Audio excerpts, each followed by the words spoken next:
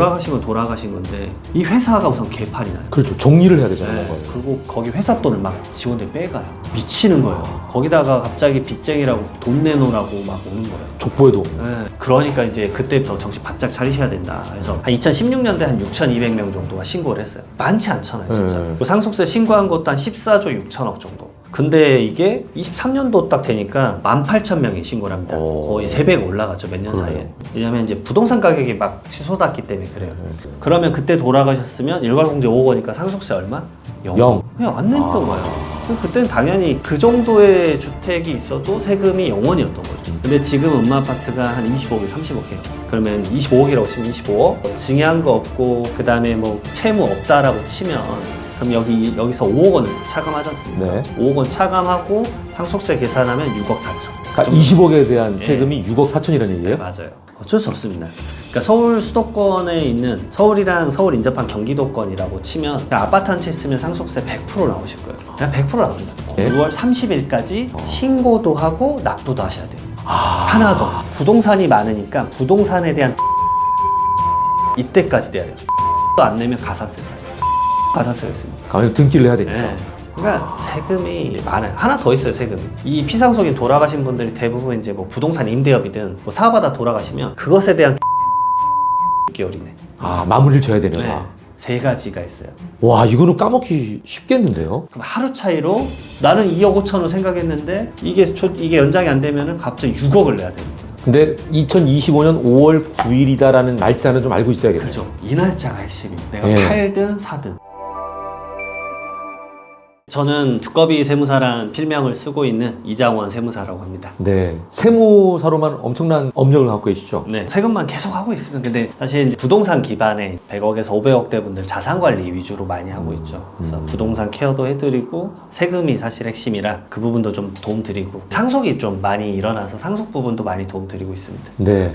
그 뭐 지금 스타 유튜버로도 전혀 아닙니다. 많은 분들께 네. 알려져 있는데 상속세가 워낙 특화된 분야시니까 상속세에 대해서 좀 여쭤보겠습니다. 상속세가 결국 정부와는 부결이 됐어요. 그러면 하나도 바뀌지 않는다는 얘기인가요? 네, 맞습니다. 이제 이번에 여러 개편안이 나왔었는데 사실 이거 엄청 기대하신 분들 많았어요. 네. 특히나 제가 최근에 알았는데 어디 유튜브 채널에서 봤는데 60대 이상 분들 그 자주 보는 컨텐츠 3위가 상속세더라고요. 아니 그러게 많은 분들이 관심을 가질 만한 건가라고 놀라긴 했는데 네. 주변에 여쭤보니까 집 한 채만 있으면 세금이 몇 억씩 나오는데 그렇죠. 이게 걱정이 안 될 수가 없다. 딱 하나에 네. 갖고 있는 어떤 자산인데. 맞습니다. 그 덩어리가 이제 예전에는 5억이었다면 걔가 이제 지금 15억, 20억이니까 돌아가시면 세금이 몇 억. 근데 사실 현금은 그런 돈이 없으니까. 그렇죠. 그러면 그 집을 팔아야 되나 이제 이런 것들에 대한 영상이 엄청 많이 보신다 그러더라고요. 네. 근데 그걸 저는 이제 실무에서 실전적으로 그분들을 대하면서 그걸 더 많이 마주하니까 그 고민들이 뭔지 알죠.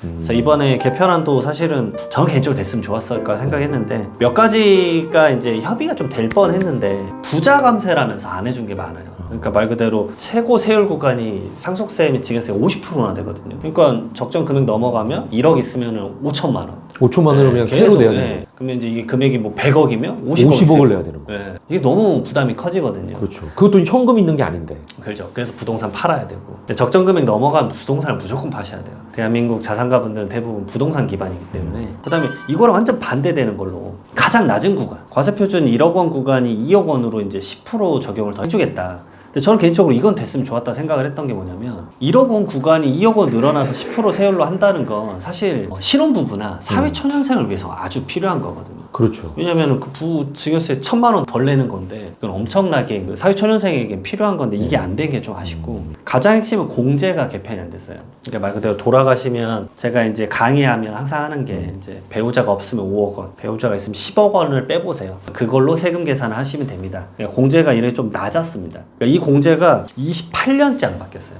거의 30년 가까이 그대로. 네. 너무 현실적인 상황을 반영하는 거 아닌가요? 맞아요. 그래서 이제 이것에 대해서 여당도 야당도 이 입법 발의를 하잖아요. 거기에 다 적혀 있어요. 다 적혀 있는 게 뭐냐면 과세 비중이 커졌는데 그러니까 과거에 비해서 몇 배로 더 확대됐는데 거의 7, 8배가 더 낸다. 이런 상황인데 이 공제 횟수는 지금 96년부터 한 번도 안 바뀌었다. 그럼 너무 많이 안 바뀐 거 아니냐? 이거 공제를 늘려주자. 그런데 이것도 결국은 안 됐어요. 이게 뭐 정치적인 어떤 약간 상황 판단 때문인 거 아니에요? 약간 그것도 있다고 생각을 했는데 저는 그래도 이제 금투세도 이번에 폐지됐었고 가상자산도 유예가 됐고 상속세도 얘기를 잘 나누고 있었거든요. 그래서 얘기 잘 되면 좀 좋은 결과가 있겠다. 왜냐하면 그 민주당 측, 야당 측에서도 무조건 반대한 건 아니었거든요. 민주당 측에서도 이걸 올렸습니다. 그래서 일괄적으로 5억 원인 걸 뭐 8억 원, 배우자 공제도 5억 원인데 10억 원으로. 그러니까 이 정도만 해도 많은 분들에게 부담이 좀 덜 하겠다. 근데 그 와중에 이제 갑자기 계엄령이 그래서 부결이 돼버렸어요. 국회가 막 이제 사실 아수라장이 됐지 않습니까? 그렇죠. 네. 국회가 이제 공전이 되면서 네, 맞습니다. 이런 그 주요 법안 자체가 아예 뭐 의결이 안 되고 부결로 네. 되고 휙휙 넘어가 버린. 자, 그러면은 좀 말씀하신 대로 뭐 상속세가 조금 더 현실적인 방안으로 전환될 것이다라고 기대했던 분들에게는 굉장히 많은 실망감을 안겨준 셈인데, 그럼 현재 그대로인 상속세 구간이 적용이 계속 되는 건가요? 네, 계속 적용이 됩니다. 그래서 지금 좀 말씀드릴 거는 이거 말씀드리고 싶어요. 공제 바뀌어봤자 뭐 얼마나 바뀌냐 물어보실 수 있는데 현황을 좀 말씀드리면 네. 지금 상속세 신고 인원이 많이 늘어났어요. 예전에 같은 경우는 막 이랬어요. 한 7, 8년 전에는 상속세 낸다 그러면 부자네, 친해져. 네. 쟤랑 친해져야 돼. 돈 많아. 그래서 예전에 진짜 적었습니다. 인원수가. 한 2016년도에 한 6,200명 정도가 신고를 했어요. 많지 않잖아요, 진짜. 네. 그 상속세 신고한 것도 한 14조 6천억 정도. 근데 이게 23년도 딱 되니까 18,000명이 신고를 합니다. 거의 3배가 올라갔죠, 몇 년 사이에. 왜냐면 이제 부동산 가격이 막 치솟았기 때문에 그래요. 그리고 신고한 가액도 막 50조 막 이래 육박을 해요. 엄청나게 많이 늘어났죠. 그러면 이제 제가 물어봐요. 이제 그래봤자 상속세 부자의 세금 아니냐. 근데 제가 이제 말씀드리는 게 이미 보통의 세금이 됐다. 왜 보통의 세금이 됐냐? 2016년도에는 그러면 사망자 수 비율에서 신고한 인원수가 한 2% 정도. 그래서 16년도에는 한 2% 냈는데 2023년도에는 이제 5.2%가 상속세를 신고하고 있습니다. 그러니까 말 그대로 5%나 내는 세금이거든요. 네. 그러니까 이게 뭐 부자일 수도 있긴 하겠지만 사실 서울 경기권에서는 주택 한 채 있으면 상속세 나오세요. 그러네. 그러니까 이게 이제 전국적으로야 5%지만 그렇죠. 그 대부분이 서울이나 수도권 지역에 있기 때문에 서울이나 수도권 지역에서는 일반적인 세금이 돼버렸네요. 어떻게 보면. 그렇죠. 왜냐하면 서울 경기에서는 주택 한 채 있으면 비율이 나오더라고요. 서울 경기가 한 75%가 이걸 내고 있어요. 그러니까 5.2%의 비율 중에 70%가 서울 경기. 압도적으로 서울 경기에서는 그냥 주택 한 채 있으면 세금 내야지. 그러면 공제 수가 이제 늘어나는 건데, 공제도 이거 보시게 되면 사실 작년 기준으로 과세 표준이 1억 원. 그러니까 공제 다 빼고 나서 1억 원밖에 안 돼요. 거기에 해당하시는 분들이 한 17%. 그러니까 3억 원에 해당하는 분들까지 합치면 40% 넘어요. 그러니까 방금 말했던 민주당 공제액으로 뭐 3억 원, 5억 원에서 이렇게 증가가 되면 한 60, 70%는 상속세 신고 안 하셔도 돼요. 이게 좀 맞지 않나. 물가 상승률이나 이런 것들이 좀 반영이 되는 게 맞을 거라고 보는데 이게 좀 지금 안 돼가지고 좀 아쉽긴 하죠. 자, 그럼 정리를 다시 한번 해주시죠. 지금 상속세 바뀐 게 없는데, 그럼 상속세 기준은 지금 현재 어떤 기준으로 부과를 해야 되는 건지. 말 그대로 이제 본인이 갖고 있는 재산가액을 다 더해보세요. 네. 근데 여기서 어려운 점이 하나가 뭐냐면 네. 이걸 많이 누락을 하시는데, 돌아가신 날로부터 10년 동안에 내가 상속인들에게 증여한 게 있으면 그거를 다 걷게 돼요. 과거 10년. 네. 네. 근데 요거는 좀 따로 뽑아서 깊게 한번 말씀드려야 될 것 같은데. 그러니까 2024년 올해 돌아가셨다 그러면 2014년 것까지 다 끌어다가 계산한다는 거죠. 전부 다 확인을 해요. 그래서 뭐 살아생전에 난 아버지에게 생활비 뭐 전세자금 받았는데, 월세 보증금 받았는데 뭐 연락 한 통화도 안 왔어. 근데 그거는 세무서에서도 일이 많으니까 넘어간 건데, 이제 돌아가시면 계좌를 보면 이제 보이는 거죠. 예전에 자녀인 이장원 씨에게 전세자금 1억을 주셨네요. 끌고 와가지고 딱 과세. 그게 무서워요. 그것까지 전부 다 얹어서 계산해야 돼요. 근데 상속인 이외자는 5년입니다. 그래서 그거 전부 다 얹고 거기서 채무를 빼야 돼요. 그러니까 임대 보증금이나 아니면 이제 근저당권, 뭐 은행 대출이나 신용 대출 이런 거 빼고, 그 다음에 일괄 공제 혼자 있으면 이제 5억 원, 배우자 있으면 10억 원을 빼면 이제 과세 표준이 나와요. 거기다 세율 곱하면 세금이 얼마 정도 나오는데, 제가 강의 갈 때마다 이걸 좀 간단하게 말씀을 드리면 네. 얼추 이렇게 암산해 보시잖아요. 네. 그러더니 내가 3억이나 낸다고? 막 이러세요. 아니 나 집 한 채 있는데 무슨 3억이냐. 자, 그럼 그 하나만 예시를 들어서 시청자분들께 좀 이해를 할 수 있도록 도와주면 좋을 것 같아요. 지금 10억짜리 집이 있다. 제가 그러면 이걸로 네. 말씀드릴게요. 네네. 음마 아파트로 말씀드려볼게요. 왜냐, 예전에 이 일괄공제 5억 원이 적용됐을 때 딱 그때 2000년 초반에 음마 아파트가 5억이었어요. 그러면 그때 돌아가셨으면 일괄공제 5억 원이니까 상속세 얼마? 0. 그냥 안 냈던 거예요. 그때는 당연히 그 정도의 주택이 있어도 세금이 0원이었던 거죠. 근데 지금 음마 아파트가 한 25억에 30억 해요. 그러면 25억이라고 치면 25억, 뭐 증여한 거 없고 그 다음에 뭐 채무 없다라고 치면 그럼 여기서 5억 원을 차감하지 않습니까? 네. 5억 원 차감하고 상속세 계산하면 6억 4천. 그러니까 20억에 대한 세금이 6억 4천이라는 네, 얘기예요? 맞아요. 제가 이거를 하도 많이 강의하면서 이 사례를 제일 많이 말씀드리는데, 그래서 뭐 이런 식이 나와요. 강남에서 뭐 예를 들어서 개포나 반포다 딱 아파트 단지 가격 말씀하시면 한 6억 8억 막 딱딱 나와요. 송파 잠실이면 뭐 6억 5억 놀라실 수밖에 없어요. 그러니까 예전에 음마 아파트 한 채가 세금이네요. 네, 거의 그 정도죠. 근데 문제는 그 돈이 없어요. 그렇죠. 그러면은 그거를 팔아서 내야 돼요. 네. 근데 안 팔리면 안 팔리면 이제 상속 좀비가 됩니다. 저는 이제 상속 좀비라는 표현을 쓰는데, 그 물건을 담보 잡고 10년간 쪼개서 내야 돼요. 근데 계속 그러면 거의 연에 5천에서 6천만씩 내야 되는데, 이거 보시는 분들 곰곰이 생각해 보십시오. 자녀 입장으로 보세요. 지금 50대라고 해보실게요. 혹시나 내가 55세다. 이제 종전 직장을 은퇴를 했어요. 그럼 저는 이제 유동성이 없는 상태죠. 근데 상속이 일어나 상속세 6억 내래요. 근데 안 팔려. 그러면 6억을 쪼개서 내야 돼요. 거의 5천에서 6천씩. 이자까지 붙어요. 이자 3.5%가 붙기 때문에 연이자가 한 2천씩 붙어요. 이렇게. 그럼 8천 정도 되거든요. 쓸 거 다 쓰고 연마다 8천원 버실 수 있냐? 8천을 10년간. 상속 좀비가 됩니다. 그러면 8천, 7천 이래 쭉쭉. 야, 그러면 이 상황에서 상속을 해야 되는 사람 입장에서는 어떻게 해야 돼요? 진짜 당황스러워요. 그래서 미리미리 준비하지 않으면 너무 힘들어요. 그래서 이것에 대해서 저는 이제 증상 없는 전염병이라는 표현을 쓰는데, 네네. 대부분은 다 생각 안 하세요. 부모님들도 약간 나 죽으면 알아서 가져가. 뭐 남지 않겠냐. 근데 이제 가정이 파탄나요. 왜냐면 이제 그 주택을 그럼 팔아서 세금을 내야 되잖아요. 근데 못 파는 경우가, 방금 이제 아나운서님 말씀 잘해주셨는데, 예를 들어서 이 부부가 같이 살다가 남편이 먼저 돌아가셨어요. 아내분이 거기서 살아야 되잖아요. 그렇죠. 못 팔아요. 나 살아야 되는데 그러네. 이걸 왜 살 파냐? 집이 없는데. 그러면 아니 엄마 미안해, 세금 내야 되니까 팔고 그 전세나 월세로 가. 그러면 나보고 지금 이 나이에 새빵살이 살라고 화를 막. 자녀들은 그러면 어머님 거기서 살고 자녀들은 10년간 이제 돈 내고, 그런 상황도 펼쳐져요.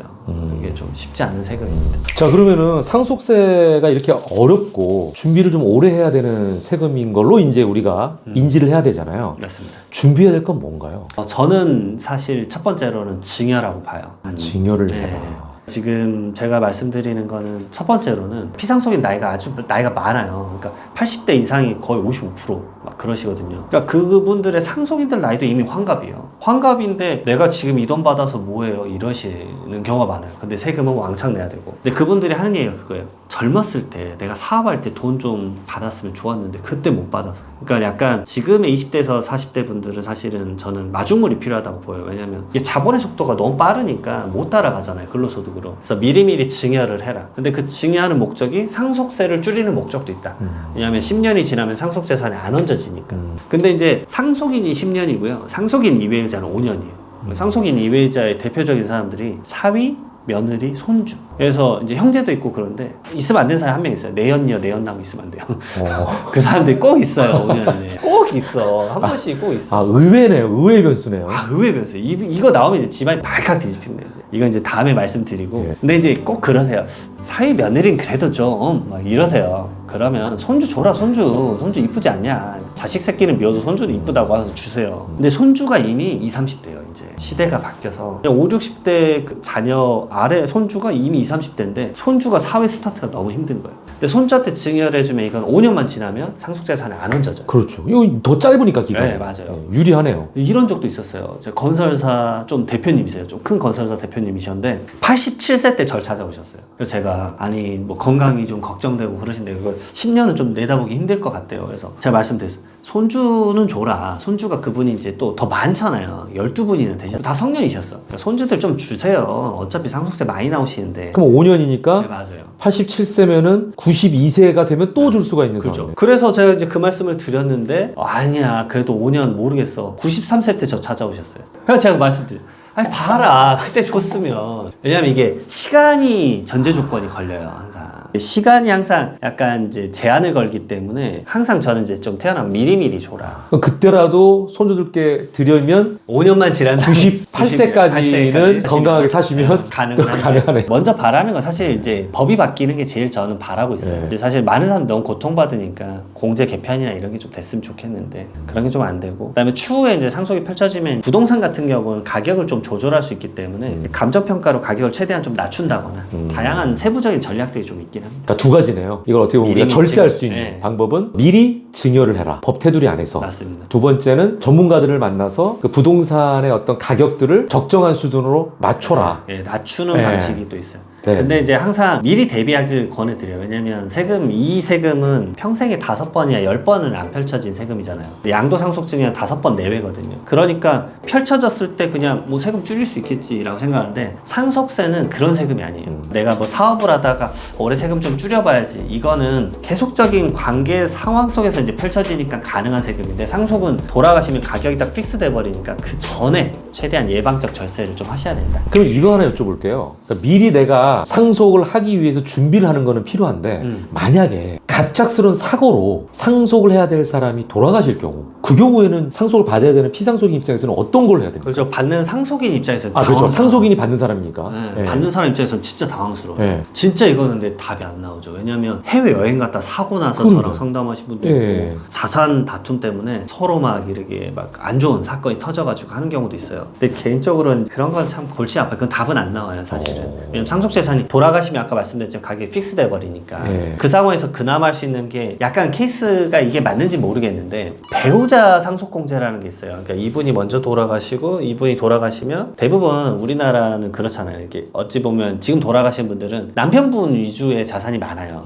여성분들은 같이 공동생활을 했지만 여성분 이름으로 된 건 거의 없거든요. 근데 이제 가끔 이분이 같이 돌아가시잖아요. 그러면은 저는 그 시간을 엄청 따져요. 왜냐면 1분이라도 이분이 먼저 돌아가시면 돌아가시고 돌아가셨기 때문에 배우자 상속공제를 받을 수가 있어요. 그게 몇 억 차이예요. 그러니까 혹시나 같이 돌아가시는 그런 상황이 됐을 때 위난 상황 때 그러는데 그 시간을 엄청 디테일하게 따져야 돼요. 근데 문제는 해외에서 돌아가시면 그 시간이 이런 식으로 나와요. 2시 반경, 2시 즈음. 그러니까 이게 미치는 일이에요. 그러네요. 그러니까 두 분이 분명히 돌아가신 시간이 다를 수 있음에도 불구하고 그냥 뭉뚱그려서 그렇죠. 측정이 확인하게. 되니까. 사실 사망진단서 보면 분까지 딱 나오거든요. 그런 것들이 엄청 중요한 영향을 미치기도 합니다. 그리고 이제 혹시나 이제 부모님의 재산이나 채무 관계를 모를 수 있기 때문에 돌아가시면 이제 채무에 대해서도 최대한 빨리 판단을 해라. 그래서 제가 이제 돌아가시면 제가 이 휴대폰을 잘 챙기라고 꼭 말씀드려요. 휴대폰 부모님 거 챙기는 게 뭐가 중요한데 첫 번째로는 부모님 부고를 1년 있다 알려주는 경우도 엄청 많아요. 생각보다 이제 연락이 안 되거나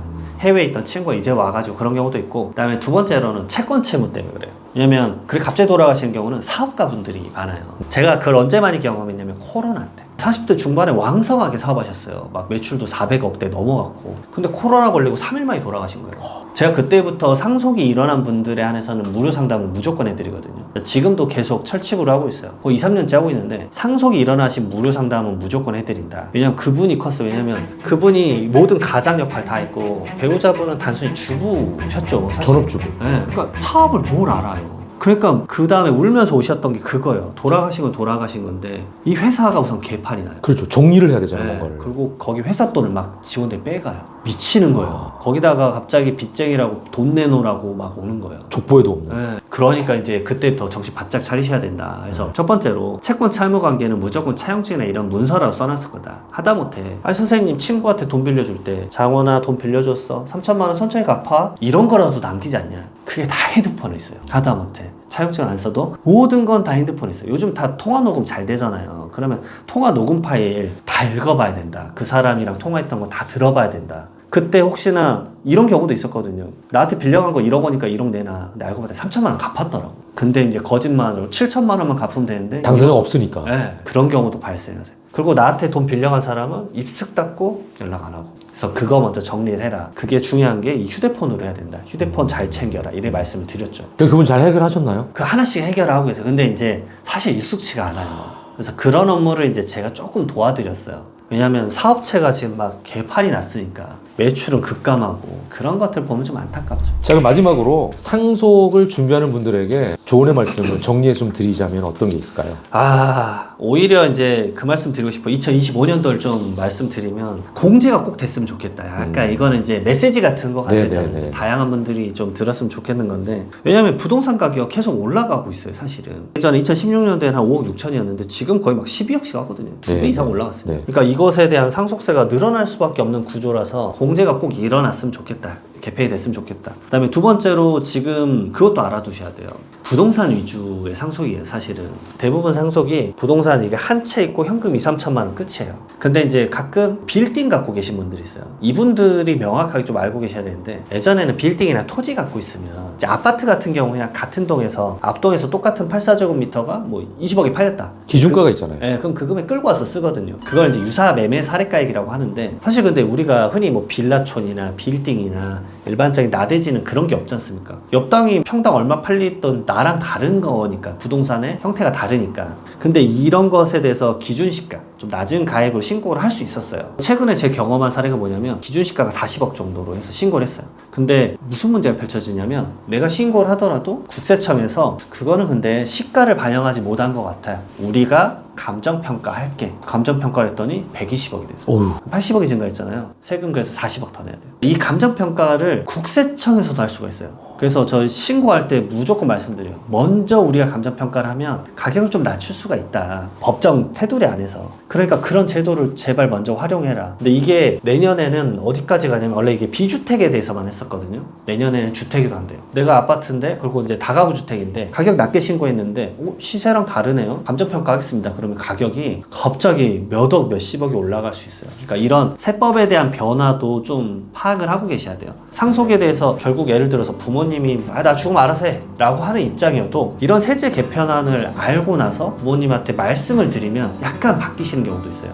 왜냐면은 근데 내가 죽으면 상속세를 50억이나 낸다고? 아, 그러면 어떻게 해야 되냐? 미리미리 알아봐가지고 이제 이런 거를 좀 증여를 한다거나 미리미리 계획을 좀 짠다거나, 이런 것만 하더라도 막 10억씩 줄어드는 거 엄청 많거든요. 근데 막 무지하다가 뭐 어떻게 되겠지? 어떻게 되진 않아요. 왜냐, 무조건 부동산을 팔아야 돼요, 진짜로. 근데 요즘 매수자가 없어요. 그렇죠. 거래가 없으니까. 네. 그건 답답한 노릇이거든요. 거래도 없고, 그 다음에 문제는 뭐냐면 대출이 안 되니까 그래요. 그러니까 다양한 변수를 예측을 못 하실 건데, 거기에 대해서 좀 관심을 가져라 라고 말씀드리고 싶습니다. 그러니까 한순간에 펼쳐지는 어떤 세금이지만 평소에 꾸준하게 관심을 갖고 찾아보고 정리를 차근차근 해야 된다. 이게 결론이네요. 네, 네. 이런 것들에 대한 네. 지식도 많이 알고 계셔야 돼요. 그래서 저도 놀란 게, 예전에는 강의가 뭐 CEO 분들 조찬 만찬에서 강의했는데 요즘 주민센터에서 강의 좀 해달라고. 완전 대중적인 세금이 됐어요. 저는 이런 채널이 정말 좋은 것 같아요. 왜냐면 다양한 정보를 조금이라도 알고 있어서, 나 죽으면 알아서 가져가 하시는 분들도 마음이 조금이라도 바뀌기를 바라고 있습니다. 네, 귀한 시간 내주셔서 정말 중요한 상속세에 대한 얘기 감사드립니다. 고맙습니다. 네. 세무사님, 네. 2025년에 상속세 제도가 개편은 안 돼서 바뀌는 게 없어요. 맞습니다. 그러면은 세금도 기존에 내던 구간 그대로 그 정도 생각하면 되는 겁니까?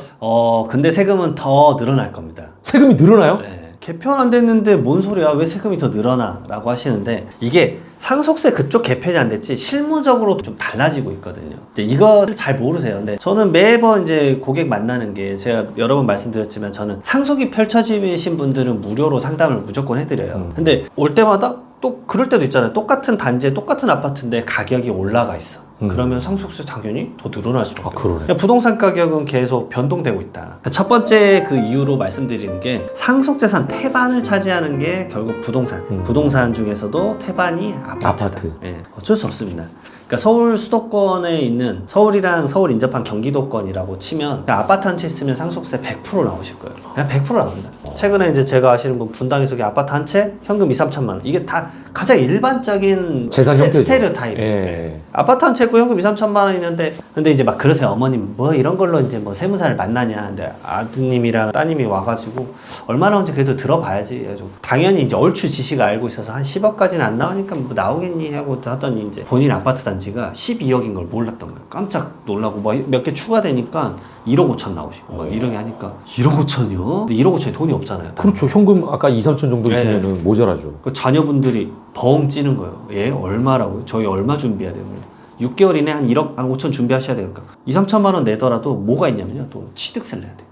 상속 취득세가 또 2, 3천만 원 합니다. 그러니까 지금 아파트에 대해서 좀 평균액을 좀 말씀드려보면, 부동산원 데이터가 좀 보수적이에요. 좀 보수적인 데이터인데, 지역별 아파트 평균 매매 가격 동향 보면 2016년 12월에는 한 5억 6천 정도. 근데 24년 10월에는 이게 2배로 올랐어요. 11억 2천. 근데 사실 부동산원은 보수적이고, 이게 KB 시세 보면은 사실은 더 높아졌어요. KB 시세가 최근에 한 12억 5천만 원 정도. 이게 평균인 거지 사실은 지역마다 더 높은 데도 있고 더 낮은 데도 있긴 하겠죠. 근데 일괄공제가 5억 원, 그러니까 배우자가 없으면 5억 원 빼고 배우자가 있으면 10억 원 빼야 되는데 10억 원 빼도 세금을 지금 내야 되잖아요. 그러니까 2016년도에 일괄공제 5억 원 적용했으면 상속세 한 500만 원, 600만 원. 근데 지금 똑같은 상황이면 상속세가 한 1억 6,500 나와요. 그러니까 한 27배 정도 올라간 거죠. 산술적으로만 하면. 그러니까 이게 부담이 5, 600만 원과 1억 6천은 완전 달라요, 느낌이. 그렇죠. 네, 느낌이 완전 다릅니다. 왜냐면 다들 그 말씀을 하세요. 내 인생에서 1,000만 원 이상 세금 낸 적이 없는데 그렇죠. 근데 갑자기 1억짜리 고지서를 받으면 이게 듣는 거랑 좀 다릅니다, 진짜. 그러니까 처음에는 이게 1,600만 원인가? 이럴 것 같아요. 네. 거기다가 문제는 돌아가시고 나서요. 대부분 절 차지하고 오시는 게 진짜 요즘 빨라지긴 했는데 좀 마음을 좀 추스리시고 오시면 한 2달 지나 있어요. 그러면 이제 4달 4개월밖에 없고. 네, 4개월인데 좀 정신 차리고 서류 행정 업무하면 한 달이거든요. 근데 이제 제가 4달 남은 상황에서 말씀드리는 거예요. 1억 5천 정도 준비하셔야 된다. 4개월 만에 1억 5천원의 자금을 마련하는 게 웬만한 분들에게 좀 쉽지 않은 일이기 불가능이죠. 네. 그러니까 이제 펑 찌시는 거예요, 진짜 말 그대로. 이거 어떡해요 이러시는 거예요. 그 다음에 이제 두 번째로는 이제 이 문제가 또 심각하죠, 사실은. 비주택에 대해서 이제 감정평가를 했었어요. 말 그대로 이 빌라나 아니면은 빌딩 이런 거 갖고 계신 상속인들도 있거든요. 3층까지는 상가로 쓰고 4층엔 내가 살고 뭐 이런 것들. 그러면 이제 기준시가라고 할 수 있었어요. 아파트 같은 경우는 같은 단지 내에서 똑같은 뭐 내가 84제곱미터가 있었는데 아버지가 돌아가셨다. 뭐 앞동에서 뭐 20억이 팔렸다. 그럼 그 금액을 끌고 와서 썼는데 이 빌딩이나 나대지나 이런 것들은 옆에서 바로 팔렸더라도 그 가액을 갖다 쓰지 못하거든요. 왜냐하면 동일성이 없다고 봐가지고. 그러면 이제 기준시가는 뭐 10억인데 감정평가라면 막 25억이에요. 막 30억까지 나올 수도 있거든요. 3배에서 4배까지 차이 날 때도 있어요. 그러면 이제 상속세 좀 부담되니까 이걸 좀 낮게 신고를 하자. 10억으로 신고를 하자. 그런 경우가 있어요. 그러면은 기존에는 웬만하면 넘어갔었는데 이제 세무서에서 입장이 바뀌었습니다. 국세청에서 이거 시가를 반영을 못하고 있는 것 같다. 그러니까 우리가 감정평가라는 걸 해줄게. 그러니까 감정평가사란 전문직군들이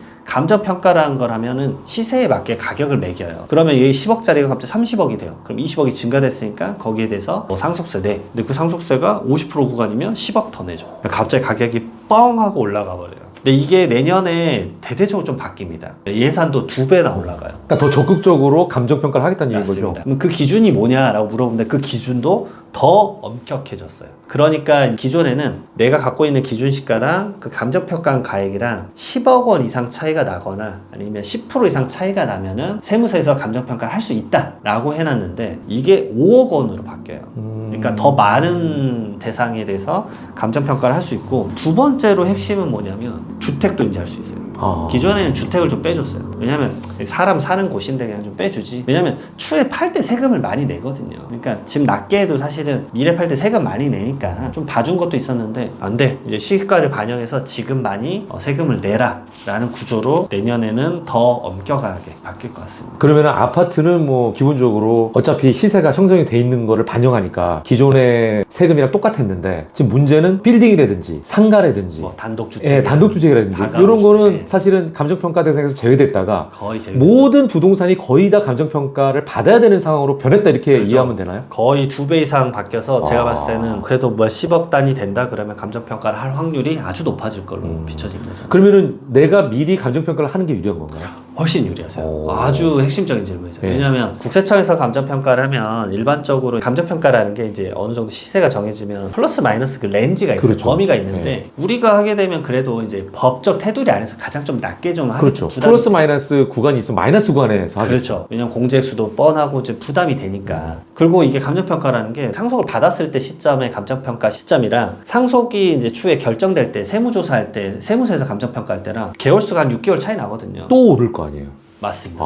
아주 정확하세요. 그러면 이런 말씀하세요. 아니 올라봤자 얼마나 오르냐. 뭐 그거 오를 수 있는 거 해봤자. 근데 제가 예시를 하나 말씀드리면 이때 90억이었었어요. 제가 했었던 게 탁상감정이라 해서 그냥 얼마 정도 나올 것 같으세요? 여쭤봤는데 90억까지 될 것 같아요. 그리고 나서 세무서에서 이제 진짜 감정평가하겠다고 했는데 140억 말했어요.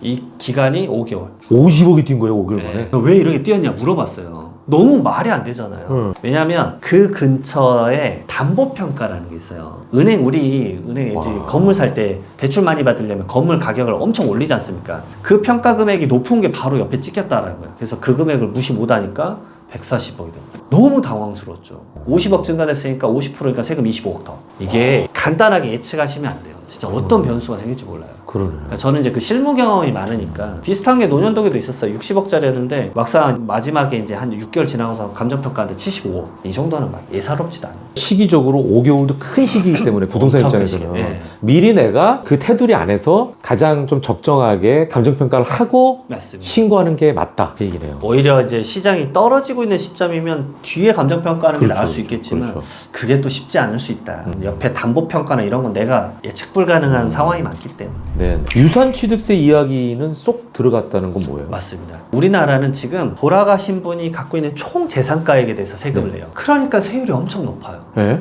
왜냐하면 내가 100억을 갖고 있으면 무조건 50% 세율 구간이거든요. 근데 내가 이 50억 갖고 있는 거를 자녀가 예를 들어서 극단적으로 10명이라고 해볼게요. 그래서 10억씩 줬어요. 그러면 각자 받은 만큼 세금을 내면 세율 구간이 떨어지죠. 낮춰져 주겠죠. 예. 근데 이거를 대부분의 국가에서는 하고 있는데 대한민국은 아직 안 하고 있어요. 그러니까 총량에서만 세금을 내는 거예요. 예. 그러니까 공제액수 고정해봤자 5억 빼주는데 100억에서 그럼 5억 빼서 95억의 세율을 매기니 50% 세율 구간이 되는 건데 10억씩 받으면은 세율 구간이 우선 20, 30%, 30%, 40% 이렇게 낮으니까 그렇죠. 공제 적용하면 그러면 부담이 분산되잖아요. 그리고 두 번째로는 각자 받은 만큼 내니까 그게 맞아요. 그게 합리적이죠. 네, 세금은 응능 부담 원칙이 있거든요. 왜냐하면 이게 이것 때문에 싸워요. 제가 상속 다툼을 너무 많이 봐서 얘기 드리는 건데 이게 총액 갖고 이제 싸우잖아요. 근데 세금은 공동의 문제예요. 근데 그걸 모르시다가 첫 번째로는 신고를 안 해버려요. 막 감정의 골이 엄청 깊어진 거예요. 그래서 나 신고 안 해. 근데 신고 안 하면 하루 딱 지나면 가산세가 20%예요. 그러니까 이런 분이 오셨어요. 원래 신고를 했으면 상속세가 40억 정도예요. 근데 서로 감정 골이 깊어서 신고를 안 했대요. 그래서 세금은 근데 공동의 문제다. 그러니까 공동의 문제가 뭐냐? 이거 세금은 누구든지 같이 내야 된다. 왜 같이 내냐? 그게 연대납세 의무가 그래 돼 있다. 내가 세금을 1원도 안 내도 내 문제가 돼야 돼. 누군가는. 그리고 내 물건을 담보를 잡아가지고 저 사람 몫을 내요. 왜냐면 고지서가 한 장이에요. 이게 가장 적합한 표현이에요.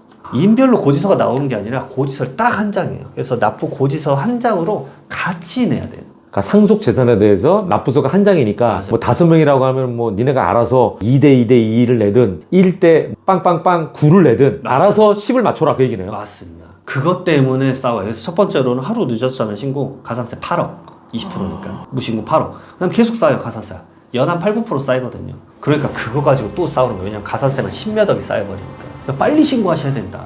빨리 신고하면 이걸 좀 깎아주거든요. 그리고 이제 이렇게 싸우는 경우도 있어요. 재산을 5대5로 나눴는데 우리 그 갖고 있는 현금성 자산으로 세금 내자라고 해야 되는데 그걸 초반에 꼭 어떤 형제가 힘들다고 빨리 돈 가져가서 나 상속세 낼 때 줄게. 그 현금성 자산을 그냥 갖다 써버리고 상속세 낼 때는 미안해 돈이 없네. 그러면 이제 누가 내야 돼요? 너가 내든 내가 내든 누가 내야 돼요. 이런 경우도 있었어요. 5대5로 가져갔다가 그 와중에 도박을 다 했네. 그럼 세금은 5대5로 내려고 그랬어요. 네. 나 못 내. 그럼 너가 100 내요. 그냥 낮아 빠지는 거네요. 네. 난 몰라. 내가 받은 재산만큼은 상속세를 낼 의무가 있어요.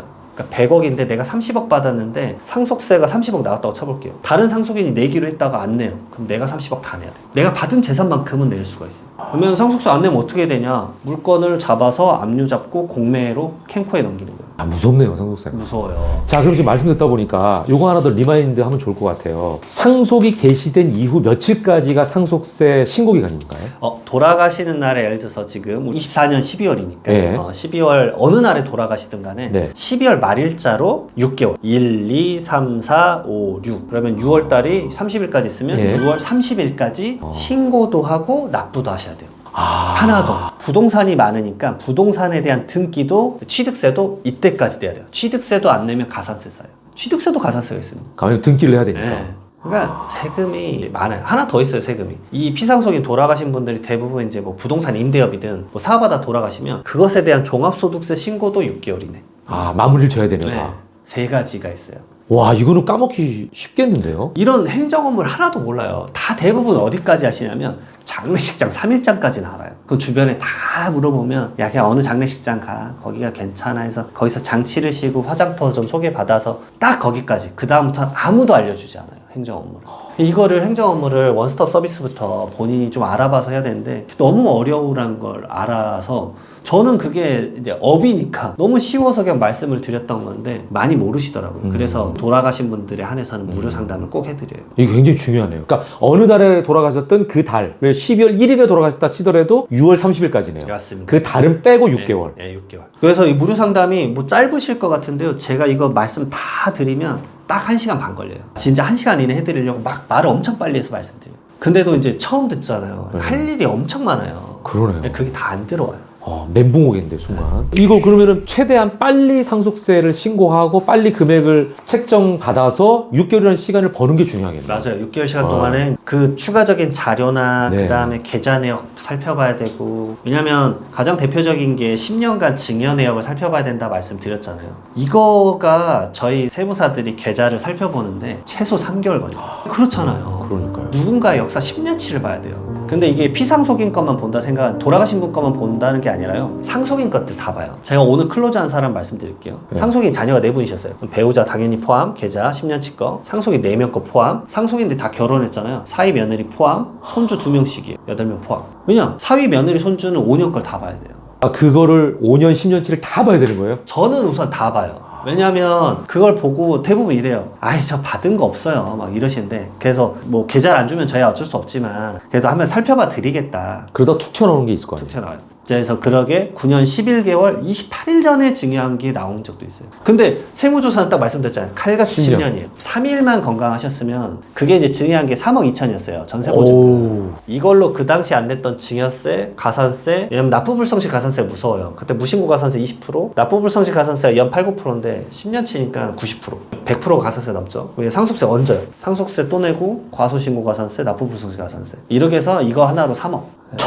3배가 됐네요. 네, 이렇게 돼요. 이거 3억 2천짜리 하나 받아서 3억을 세금 내야 돼요. 그러니까 3일 차이로 3배를 더 냈네요, 세금을. 야. 그러니까 이러게 돼요. 그리고 대부분 그 계좌 보고 나서 그래. 아, 맞다. 이때 엄마가 나 전세 자금 하라고 줬었지. 그 이제 생각이 나는 거죠. 이제 생각이 나요. 자, 그러면 세무사님, 앞으로 상증세 개편이 나아가야 할 올바른 방향은 어떻게 보고 계세요? 제발 기본 공제라도 좀 높여달라. 이제 더불어민주당 측에서도 2번이나 입법 발의를 했어요. 지금 짧은 시간 내에. 그래서 5억 원을 좀 증가시키는 개편안, 배우자 상속 공제를 증가하는 개편안 올리셨는데 이거 좀 됐으면 좋겠다. 이게 첫 번째고, 그다음 두 번째로는 사실 제가 상속에 대해서 얘기만 했지만 상속과 증여는 서로 떼놓을 수가 없어요. 왜냐면 상속세 개편안이 7월달에 처음 나왔을 때 무슨 댓글이 제 마음에 아팠냐면, 공제수가 높아지니까 이제 상속세를 적정한 금액이 있으신 분들, 그러니까 가장 많은 비율이 10억에서 20억대가 제일 많으시거든요. 그분들은 이제 상속세가 0원이 되는 거예요. 그러니까 그분들이 댓글로 이제 상속세 걱정 없네 이러니까 어떤 분이 이런 댓글 썼어요.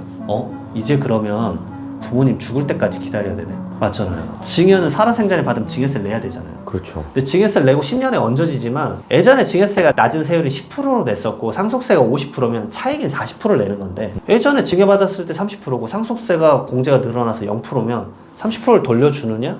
이건 안 돌려줘요. 그러니까 아이 증여를 왜 받냐, 돈 내가면서 나 죽으면 가져가라, 그러게 되잖아요. 근데 나는 지금 현 세대를 살아야 되는 끼인 세대 40대 분들이 위로도 봉양하고 아래로도 부양을 해야 되는데 자금이 없잖아요. 그러면은 부모님 돌아가실 때까지 기다리라는 건데, 사실은 부모님들은 계속 건강하게 사시니까 이런 경우가 엄청 많아요. 상속인들이 환갑이에요, 환갑. 내가 60대 돈 받아서 뭐하냐, 이런 상황이 펼쳐져 버리니까 내가 필요한 젊었을 때 그게 필요하기 때문에, 그래서 증여세도 같이 좀 개편됐으면 좋겠다. 개인적으로 그 얘기입니다. 네. 전반적으로 저를 찾아오는 증여자들의 고민도 결국은 증여세도 같이 좀 개편이 돼야. 왜냐면 밸런스가 맞아야 되는 거죠. 맞죠. 상속세와 증여세가. 10년간 증여재산 공제 5천만 원인데 이것도 지금 거의 10년째 안 바뀌고 있는데, 10년 전에 바뀌었을 때 원래 얼마였냐면 이게 3천만 원에서 2천만 원 올려준 거예요. 기존에 계속 3천만 원이다. 근데 그때 뉴스는 그거였어요. 66% 상향. 근데 이제 좀 그렇지는 않은 것 같아요. 제가 봤을 때 지금은 5천만 원이 큰 금액은 아닌 것 그렇죠. 같아요. 좀 그런 면이 있습니다. 그래서 개편이 나아갈 방향 방금 딱 크게 두 가지로 좀 축약할 수 있을 것 같아요. 오늘 귀한 말씀 감사합니다. 네. 세무사님, 문재인 정권 때 다주택자 중과세 제도가 있었잖아요. 맞습니다. 이게 다시 시작될 수 있다는 얘기가 뭡니까? 첫 번째로 그냥 제가 설레발이길 바래요. 말 그대로 이 영상 보고 얘가 또 말도 안 되는 시나리오 쓰느라고 차라리 욕하는 게 나을 것 같아요. 왜냐면 펼쳐지지 않는 게 나으니까. 근데 이제 어게인 2017이 될까봐 걱정이 돼서 하는 말인데, 제가 계엄령을 보고 나서 느꼈어요. 우리나라는 이제 안 될 게 없다. 다 될 수 있다. 뭐든지 될 수 있는 나라구나. 왜냐면 지금 또 탄핵 소추안에 대해서도 약간 뭐 가결이 되고 그랬잖아요. 네. 그걸 보면서 느꼈던 게 주택 세금에 대한 변화가 다시 생길 수 있겠다. 왜냐면은 여당하고 야당하고 서로 이제 스탠스가 좀 다르긴 한데 야당 측 스탠스에 대한 얘기를 좀 말씀드리고 싶었던 거예요. 그래서 조정 대상 지역 내 다주택자 중과세라는 게 있었습니다. 지금 주택 관련된 걸 잘 모르시는 분, 그러니까 이걸 경험하지 않은 분들은 그게 뭔데? 왜냐면 이게 2022년도부터 거의 있으나마나한 유명무실한 제도가 돼서 사실 지금 벌써 23, 24 거의 2년 넘게 지났으니까 2년 반 지났죠. 이걸 모르는 사람들이 많아요. 근데 예전 분들은 이걸로 고생을 엄청 했거든요. 왜냐면 제가 이때도 이제 양도소득세 상담을 엄청 해드렸었는데 고생을 엄청 많이 한 게 기억이 나서 리바이벌 하는 느낌으로. 첫 번째로 생각할 건 뭐냐면 조정 대상 지역 내 양도소득세 중과세 한시적 유예 이게 연장될 거냐. 이게 말하면 복잡한데 이렇게 말씀드릴 수 있어요. 내가 주택수가 많아요. 근데 그 중에 하나를 파는데 그게 조정 대상 지역 내에 있는 주택을 팔면 거기에는 중과세를 적용을 합니다. 예를 들면 투기과열 지역이라든지 맞습니다. 이런 걸 조정해 놨는데 맞습니다. 그 지역을 팔았다 그러면은 기존의 세금보다 더 얹어서 내야 되는. 아주 정확한 표현이죠. 그래서 조정 대상 지역이 어디냐? 강남 3구, 강남구, 서초구, 송파구, 그다음 용산구 네 군데밖에 없어요 지금. 다행히 예전에는 막 거의 전국이 조정 대상 지역이었는데 네 군데인데 그래서 여기 지역에 있는 주택을 팔면 첫 번째로 장기보유 특별공제가 뭐 100년을 가지고 있었든 200년을 가지고 있었든 0%. 그게 사실 좀 커요. 인플레이션을 좀 해지해주는 효과인데. 걔가 0%가 되고, 그 다음에 두 번째로는 2주택자면 세율에 20% 추가, 그 다음에 3주택자면 30%가 추가돼요. 그럼 최고 세율 구간이면 양도소득세가 82.5%가 나와요. 이게 82.5%는 좀 살인적이에요. 그러네요. 그럼 내가 이제 차익이 10억이다. 그러면 간단히 계산하시면 한 7억 5천이 세금이에요. 그러면 좀 너무 세잖아요, 사실은. 진짜 세죠. 근데 이거를 그 윤석열 정권 들어오고 나서 계속 유예를 하고 있었어요. 이게 어떤 조건이었냐면, 조정대상 강남구인데, 그래도 보유기간 2년 이상 했으면 너가 이 기간 내에 팔면은 중과세는 안 할게. 그러니까 일반 세율 적용하고 장기보유 특별공제 해줄게. 그것만 적용해도 세율 차이가 커요. 간단한 예시로 말씀드리면 내가 예전에 7억에 샀고 지금 15억 원에 팔아요. 얘를 1세대 1주택 비과세에 뭐 장기보유 특별공제 80% 다 받으면 양도소득세가 한 350만 원 나와요. 아, 8억의 차익인데. 네, 부담이 별로 없죠. 그냥 1세대 1주택자에 대한 혜택인 거죠. 근데 이게 일반 세율이 딱 되면은 한 2억 정도 나와요. 차이가 크네요. 네, 일반 세율만 해도 왜냐면 비과세를 못 받으니까. 근데 3주택자 중과세가 되면 6억 정도 돼야 돼요. 5억 9천만 원 정도 나와요. 그러니까 이야. 차이가 8억인데 내가 6억을 세금을 내야 돼요. 거의 그러니까 아까 그 모든 공제를 다 받은 경우에 200배네요. 네, 거의 200배 납니다. 네. 그리고 일반 과세랑 하더라도 한 3배 정도 차이가 나죠. 그러니까 일반 과세 했을 때 한 2억 5천 내는데 이때 거의 6억 내면 부담이 좀 다르죠. 그러니까 이런 산술적인 표현을 해드려야 딱 와닿아요. 그러네요. 확 와닿아요. 어마어마하네요, 차이가. 네, 근데 이게 이제 매년 연장이 됐었어요. 22년 5월 10일부터 23년, 4년, 5년. 그래서 지금 시점은 25년 5월 9일까지로 되어 있어요. 당장 지금 몇 개월 남았죠? 한 6개월 남았나요? 6개월도 안 남았습니다. 근데 이게 매년 1월 달에 경제정책 방향 나왔을 때 1년씩 연장을 해줬었어요. 근데 이게 대통령령이에요. 근데 지금 이 시국에서 저는 어떻게 될지 모르겠어요. 대통령 권한이 지금 제한돼 있으니까. 그러니까 이 대통령령으로 이게 연장이 안 된다 그러면 강남 3구나 용산에 원래 주택을 당연히 이제 기본 세율로 알고 파시려고 하셨던 분이 첫 번째 조심해야 될 게 뭐다? 이게 내가 지금 판다 그러면 오늘 뚝딱 파는 게 아니잖아요. 왜냐면 잔금일을 기준으로 봐야 돼요. 그러니까 계약서를 2월 달에 썼는데 잔금일을 예를 들어서 5월 10일이다. 만약에 그러면 진짜 이건 그럼 하루 차이로 나는 2억 5천을 생각했는데 이게 연장이 안 되면은 갑자기 6억을 내야 되는 거예요. 어마무시한 상황이. 그래서 지금 이걸 알아야 돼요. 이게 미리 말씀을 드려야 되는 이유가 저는 아까 말씀드렸잖아요. 안 펼쳐지고 차라리 욕을 먹으면 돼요. 차라리 그러면 되죠. 근데 이런 거를 말해주는 사람이 필요한 거잖아요. 저는 그게 중요하다고 봐요. 왜냐면 진짜 시장은 어떻게 돼? 실무를 하니까 나는데 12월 달까지 대출 안 돼요. 왜냐면 그렇죠. 대출 관련된 규제가 엄청 엄격해져서 사실 거의 24년 하반기부터 대출을 막았거든요. 매수자 입장에서 생각을 해보면 그러면 12월 달에 매매 계약서를 못 써요. 내가 대출 될지 안 될지 모르니까. 근데 대출이 1월 달에 그러면 딱 제도 풀리자마자 풀릴까요? 그렇지 않아요. 왜냐면 은행 실무자분들이요 인사이동이 있어요. 인사이동이 좀 일어나고 1월 중순쯤 되면은 대출 담당자가 확정이 되거든요. 그럼 그때 내가 가서 문의를 해보면 좀 알려준 다음에 그 다음에 이제 매매 물건 찾고 2월쯤에 얘기 나누다 3월쯤에 계약서를 쓸 거예요. 근데 대부분 약간 강남 3구나 용산구에 있는 주택은 잔금일이 3달 정도 걸려요. 그러면 6월이잖아요. 그러면 이제 매도자가 고민이 되는 거예요. 조정 대상 지역에 대한 이 연장이 안 되면 내가 지금 이거 파는 게 맞을 것인가. 그리고 개인적으로 이제 실무를 많이 하니까 또 말씀드리고 싶은 게 뭐냐면 절대 그러면 잔금일을 5월 초로 하면 되지 않냐. 저는 절대 그러지 않으셨으면 좋겠어요. 저는 5월 초에 팔려고 이제 이거 아니까 5월 1일로 설정했다고 해볼게요. 항상 세상은 내 마음대로 안 돌아가더라고. 매수자가 이렇게 막 갑자기 연락이 와요. 미안하다. 은행에서 갑자기 대출이 안 된다더라. 잔금일을 좀만 미루자. 5월 20일에 대출이 된다더라. 20일만 좀 미뤄달라. 근데 매도자는 그걸 못하죠. 그렇죠. 왜냐? 9일이 끝나니까. 네. 제가 이런 일을 그 중과세 때 너무 많이 경험했어요. 세법이 1월 달에 바뀌잖아요. 그럼 12월 달에 잔금 치르려고 했는데 잔금이 대출이 안 돼가지고 1월로 미뤄지고 세금 몇 억 더 내고 너무 많이 봤어요. 그럼 이거 어떻게 해야 되죠? 그러니까 이런 거를 제발 인지를 해라. 그러면 어떻게 해야 되냐면 특약문구에 써야 되죠. 그러니까 잔금이 만약에 잔금일이 변경이 되면 그럼 이것에 대한 이제 해약 조건이나 이런 거를 제대로 명확하게 써야 돼요. 그럼 아예 해약을 한다든지 네, 해약을 아니면 나오는 세금에 대해서는 본인이 책임져라라고 한다든지. 그것도 안 돼요. 왜 매수자가 그 세금을 책임지면 그걸 양도가액에 얹어서 다시 양도세가 올라가요. 그럼 이거는 해약, 특약을 네. 쓰는 방법밖에 없나요? 그런 게 중요하죠. 그래서 이런 컨텐츠는 제가 봤을 때 중개사님들도 많이 보거든요. 양도소득세 중개사님도 많이 봐요. 왜냐면 계약서 자기들이 당연히 세금 그렇죠, 좀 체크하고 써줘야 되니까. 이분이 제가 봤을 때 쏟아질 수도 있어요. 그러네. 첫 번째 시작이 그래서 이거예요. 정말 주의하셔야 됩니다. 자, 그러면은 지금은 강남 3구하고 용산구인데 만약에 조정 대상 지역이 더 늘어나게 되는 사태는 맞습니다. 야, 이거는 생각만 해도 끔찍하네요. 방금 말했던 것에 믹스를 시켜야 돼. 왜냐? 그러면 나는 마포구나 강동구 거야. 네. 어차피 나는 상관이 없네. 예. 근데 마포구랑 강동구에 갑자기 3월부터 조정 대상 지역을 설정하면 어떻게 될까? 이걸 생각을 해야 돼요. 갑자기 세제 개편이란 게 조정 대상 지역이라는 게 확 바뀔 수 있어요. 물론 조정 대상 지역은 주택법상 국토교통부 장관님이 설정을 해요. 근데 지금 막 좀 시국이 이러니까 이 설정이 쉽진 않을 것 같은데 약간 정권이 바뀌거나 혹시 변동이 상황이 생기면은 조정 대상 지역이 더 늘어날 수 있거든요. 이건 약간 매수자 측면에서 먼저 말씀드리면 취득세가 중과가 돼요. 근데 내가 취득하는 입장에서도 세금이 더 나올 수 있다는 거예요. 왜냐하면 조정 대상 지역은 1주택자까지는 그냥 일반 매매 취득세로 1%에서 3%인데 두 번째 주택부터 8%, 세 번째는 12%예요. 근데 비조정 대상 지역은 3번째부터 8%고 네 번째부터 12%거든요.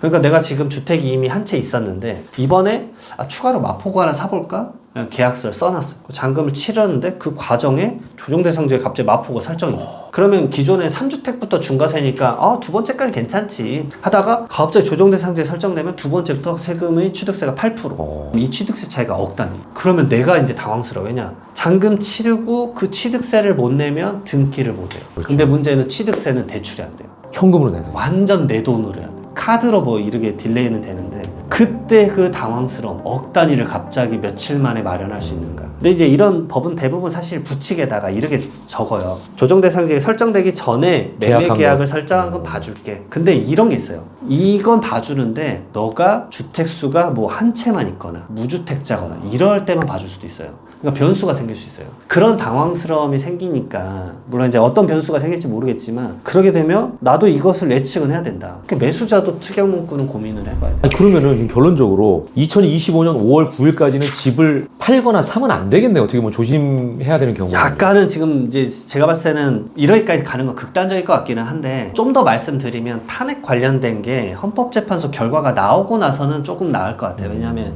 헌법재판소 결과에 따라서 확 갑자기 예를 들어서 뭐 대통령 선거를 또 한다 막 극단적인 상황에 가면은 그러면 고민을 좀 해봐야 될 수 있겠죠. 왜냐면 빨리 펼쳐질 수도 있으니까. 근데 저는 사실 시국이 이러하니까 이런 것들도 기존 패턴대로 연장할 거라고 봐요. 왜냐면 너무 혼란을 주면 안 되니까. 특히나 우리나라 부동산 시장은 혼란이 크면 그게 이제 다양한 의사결정에 영향을 미치니까 우선 1년 연장하고 그 다음에 뭐 나라가 좀 안정되면 뭘 합시다라고 당연히 뭐 정부나 여당이나 야당에서 합의를 볼 것 같아요. 근데 이제 제가 말하는 건 극단적으로 혹시나 이제 말도 안 되는 일이 펼쳐졌을 때 어떻게 시나리오상 대처를 해야 되는지에 대해서 그 시나리오 하나를 말씀드린 것 뿐이에요. 근데 2025년 5월 9일이다라는 날짜는 좀 알고 있어야겠네요. 그렇죠. 이 날짜가 핵심이에요. 내가 예. 팔든 사든. 관심을 갖고 지켜봐야 된다. 네, 맞습니다. 그리고 이 모든 사항의 전제 조건은 다 주택자인 경우인 거죠. 맞습니다. 예, 다 1가구 1주택은 그나마 괜찮습니다. 다행이다. 예. 아유, 오늘 정말 우리에게 너무나 유용한 정보를 전해주신 것 같아요. 네, 귀한 시간 내주셔서 고맙습니다. 네. 여러분께 양질의 콘텐츠를 제공할 것을 약속드리겠습니다. 지금까지 지식인 스튜디오였습니다.